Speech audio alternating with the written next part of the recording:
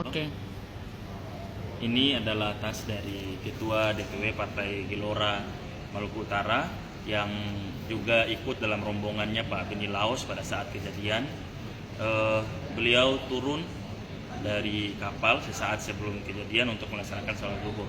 Tasnya itu ditinggalkan dan Al-Quran Masya Allah masih utuh, yang lain terbakar habis kecuali Al-Quran beliau. Dan kejadian itu terjadi beberapa langkah sebelum beliau naik lagi ke kapal. Kita doakan, kita turut berduka atas apa yang menimpa Pak Beni Laos dan rombongan. Assalamualaikum warahmatullahi wabarakatuh.